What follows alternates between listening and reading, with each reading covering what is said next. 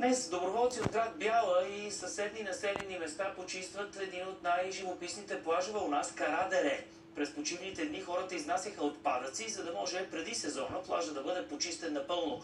Повече за инициативата ще научим сега от Деян Михайлов. Деяне.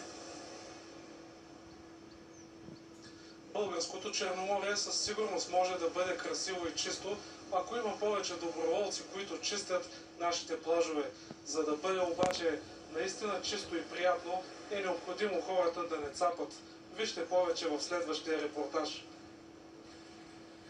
Люба Батенберг е от София. Когато разбира, че един от най-красивите плажове в България, Кара дере, ще бъде чистен от доброволци, се отзовава. Това е традиционното почистване, което организира самата гражданска инициатива, просто за да покажем, че някой се грижи за това място, за да не остава незабелязано. Огнян Стоянов живее в Бяла. Той смята, че чистотата на плажовете е общо дело, както на общините, така и на плажуващите. Цапат най-вече хора, които идват за един-два дена, зарязват си каплуцата, после дали се върнат или не го осъзна, но те, които са постоянно, трябва да стоят в техните каплуци. Според Огнян Стоянов най-опасни са дребните отпадъци, като капачките. Те могат да бъдат погълнати от птици и да ги убият. Има достатъчно законови механизми. За това има глоби в закона за управление на отпадъците. Също така ние плащаме и данъци, плажа е държавна собственост.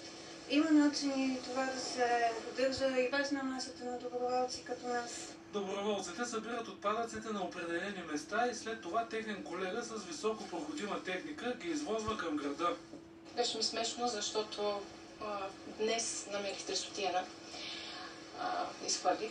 Отпадъците намаляват, защото съзнанието на хората се повишава по някакъв начин.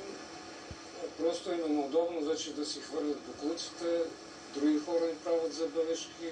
Доброволците казват, че не могат да се справят с отпадъците, които морето изхвърля. Хората чистят всяка пролет и есен. Няма да се откажат от битката си за по-чиста природа. Филмът